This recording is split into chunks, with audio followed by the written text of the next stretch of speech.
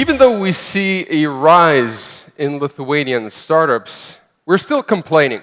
There is still a lot of room to improve. And some of the things that we can improve on is, of course, the talent, especially in the marketing, especially in sales, even in engineering. There's a lot of room to improve on to attract venture capital outside of Lithuania and to increase the healthiness of ecosystem in general. However, all these things take years and years of development. But there's one aspect that we can improve on almost immediately, and that is pitching. We're not super good at sales. Capitalism is only 29 years old, and obviously we're not as good as a salesman as people from US or from the UK, but pitching is a tool that can make us better in different scenarios when we're talking about startups. So when we're talking about startups, when we're talking about business in general, it's show business. And when we're talking about startups, it's show business on steroids because you have to disrupt the industry. You don't have a lot of resources, and you have to stand out. You have to attract a lot of attention. And that goes through many layers. That goes through many different sectors when running a startup. It starts with marketing. You're publishing a website in which you explain your idea, and that certainly helps if you can explain it clearly. Then there's sales. Well, you have to know how to pitch. You have to convince the other party to buy your product or service. Then there's venture capital, of course. If you don't know how to pitch, it is going to be hard to raise capital. Then there's pitching, like in these events, or startup competitions. Pitching as in pitching. That is important in order for you to stand out in the ecosystem. And last but not least, pitching is a large component of storytelling. That's something that you do it whether you want it or you don't, whether you know it or you don't. And all the biggest companies do it. Facebook, Twitter, Tesla, they write their own story. And yes, that's being done through pitching. So this aspect of pitching, which is a large component for startups, this can be talked about for hours and hours and hours. However, today I'm going to talk about the do's, I'm going to talk about the don'ts, I'm going to talk about a few obvious things that you need to know, but also at the same time that you need to repeat them. And some tips that you might not heard before. So this is why it's important, but why I can present this.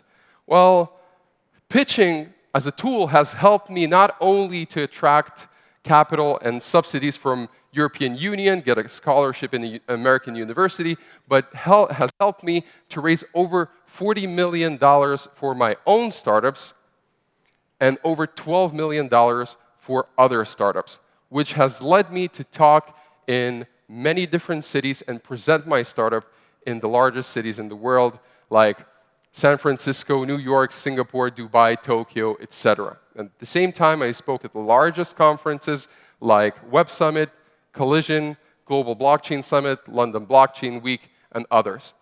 From small audiences, like a panel of 3 judges, to as large as arenas of 5,000 in attendance. And this year, I gave a TEDx talk in London City.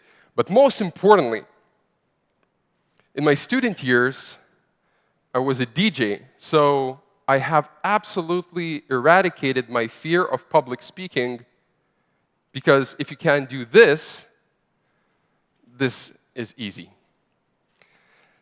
So the cardinal sin of pitching, if we really want to take it by the throat, the cardinal sin of pitching is something that you all seen. If it's not your first startup event, you have definitely seen the pitching competition, whether that's an elevator pitch, 2-minute pitch, 5-minute pitch, or a 10-minute pitch. there's always those guys or girls who get the question from the judges. And that is, so what do you do? This is the cardinal sin of pitching. I don't care how well your presentation was. I don't care how entertaining you were. I don't care how good of a technology you are or what advisors from Microsoft, Facebook, etc. you have. If you haven't got your idea across clearly, you have failed. So how to cure it? What's the solution? The first thing that you have to know, what's your target audience? To whom you're going to speak to. And that happens in very specific domain industries. If you're talking in a very specific event or to a specific VC, it might not even be smart to go with hard definitions or acronyms or glossary, because those investors or the attendants or the judges might not just understand you. So the foolproof way to do it is to practice your pitching in front of a 12-year-old. If he can't understand your idea, you're not going to have problems pitching to investors or pitching at the competitions. Because, well, if a 12-year-old can understand it, the judges will also understand it. At the same time, don't try to act smarter than you actually are. One of the other tips, which has a little bit of a controversy, and I'm sure you have seen this, and some people say that it's absolutely unprofessional to do it. I don't see it that way because it gets your point across really easily, is to reference your company to another big company. And then you have definitely heard it. It's an Uber for Y, or Airbnb for X, or LinkedIn for Z. But if that helps you to clarify the message, definitely do it. I have spoken to VCs, I have spoken to the judges. They don't see a problem when you're doing that. Another way is to identify and to tell who your customer is straight away. If you're doing a B2B sales, it's a big difference whether you're selling the same product for a 50-employee logistics company or a 500-employee data company. It does make a lot of difference.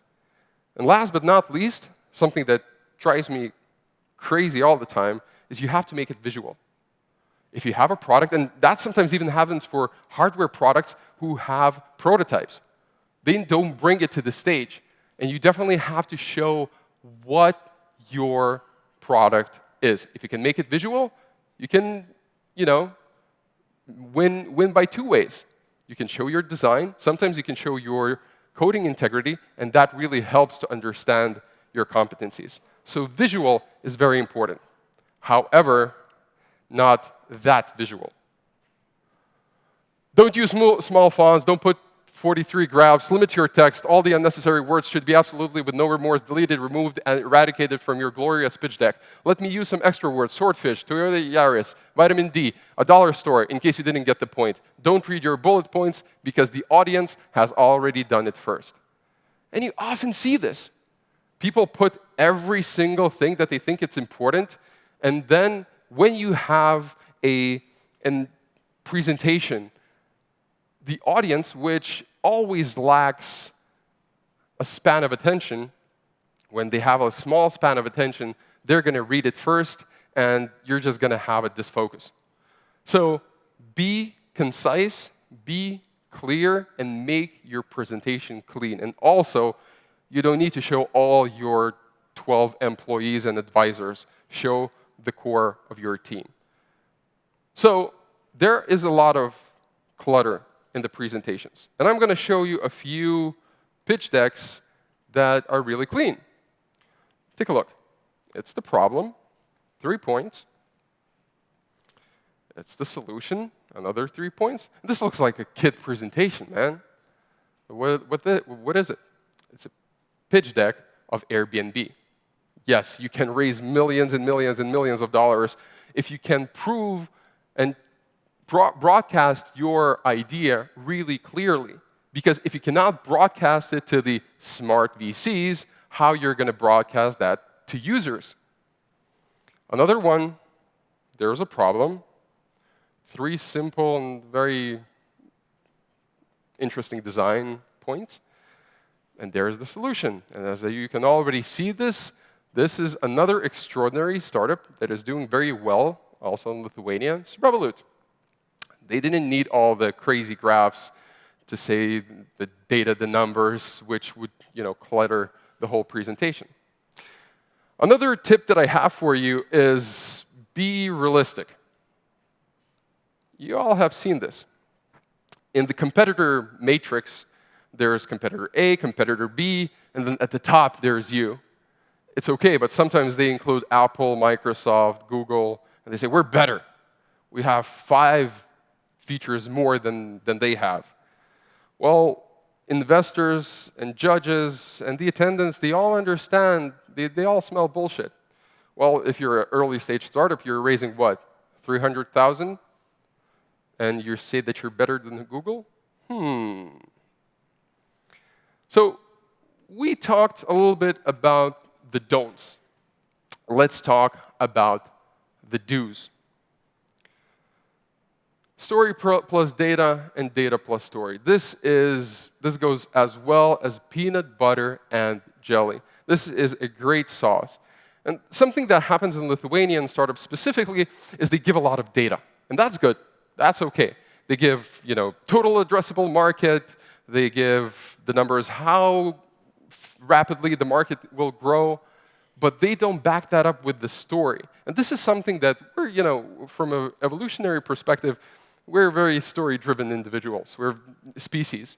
So that's why it's important to include the story. Why you? Why have you done this? Why this is your passion? Why you get along well with your co-founders? If you can show those two, it's awesome. It's great. A lot of the Americans, for example, do this problem of showing the story and not showing the data. That's also bad. If you cannot back up your arguments with data, it's not going to make a great impression for the investors or for the judges. Short question. Who has read the book Lean Startup by Eric Ries? You have not read it. You definitely have to do it. And then in that book, in that methodology, there's build, measure, learn principle. And that's being used almost for all startups, for all the product development. But that's not being used as much for the presentations. And that's important. You have to build, then you have to measure. And measuring, all it takes is to target your audience and speak to them. 10, 15, 20 people, it's going to be enough. It's going to be a great way to improve your presentation, which you then learn from and reiterate. Then it's very important to repeat. Repeat not only in front of the camera, because it's a great way to see it, how you're presenting from a third eye, from another perspective. But also, it's important to know that you have to respect your time constraints. This is very important. That happens in all the pitching competitions. There's 2-minute time constraint, and then the CEO or the founder goes on and on and on and on for 3 minutes. That is not a good look for the investors. That shows that you don't have discipline. Yes, it might sound as a minor thing, but that's actually very important. This is something that investors really take a look at. And you get those guys all the way. No, I just have to tell more about my team, tell about my community manager, and what's his dog's name. So repeating will get you better. Of course, it will make you a little bit of a robot when you're going to remember every single word. That's not going to come off as natural, but it's a little bit better than to hunt for words and then actually go over time. Then it's relaxing. A lot of the people have a fear of public speaking. Actually, in some research, it shows that more people have a phobia of public speaking than a fear of death, which maybe doesn't make sense, but that's the research. That's what they tell. More than spiders, more than snakes. So yes, it is hard. And by evolutionary principle, it's scary to speak in front of an audience because back in the day, when you had a 30-people tribe and you had to speak in front of them, it was one of two scenarios. One is that you have to address your tribe as a leader, which is good. And then there's another one, when you have to speak in front of your tribe because you have to tell that you're not guilty about something, and now they're judging whether they're going to kick you out of the tribe, which means death. So it is important for you to relax. And what's the worst that can happen? You can just make a fool of yourself in front of all of the community, and they're going to laugh of you for the next 2 years. No, that doesn't happen. So my idea is to try to make a fool of yourself before the presentation. You know, I just came in with this deal room. Yeah, I took the deal room. I love deals. I love making deals, and here I am. And some people thought, what an idiot, right? That's okay. It means that no longer I can make myself an idiot. I'm already an idiot, so not a big problem for me. And the last tip that I want you to kind of take away, and if there's one thing that you should take away from this presentation, would be yourself. And of course, that's very cliche, right? But that means that you have to, you don't act. And I've spoken to a lot of public speaking coaches, and they all have the same idea. Deep voice, eye contact, pauses, speak not too slow, not too fast, no distracting fashion decisions, good posture, don't walk back and forth, eliminate your accent. But in my experience, it doesn't work because it makes you a robot. You're not a performer. You're not Tony Robbins guy. You're a person who's presenting the idea, and the most important thing is to present it clearly. And if the delivery stands in your way, that is a very, very bad thing. Don't try to, if you're an introvert and you don't make eye contact, not a problem. Don't do it. In some pitch competitions, an introvert should win some hearts. If you're an extrovert, don't try to act like a geek. You just don't have to do it. Another thing that I hear in Lithuania is that a lot of the people are afraid that, I have a very heavy accent. Again, that's no problem. As long as you're speaking clearly and you can pitch your idea, that everybody can hear you. So there is no problem of an accent. And the last thing that I want to leave you with today is totally off topic. And today I came with a mission to kind of give back to the startup community and not shill my own company or my own coin. So something totally off topic. Just recently, Mark Zuckerberg, that's a great picture of us. Mark Zuckerberg came out with an interview with Mr. Yuval Harari, who's a great author of books like Homo Deus or Sapiens. And they talked about revolutionary things, about big ideas for the humanity, like AI, education, automation, the future of social networks. But the thing that totally stole the show that day, and this again shows the concept that you have to be interesting when you're pitching. Something that stole the show absolutely that day was a top YouTube comment. Zuck may not be a robot, but his barber definitely is. Stop bitching and start pitching. Thank you very much.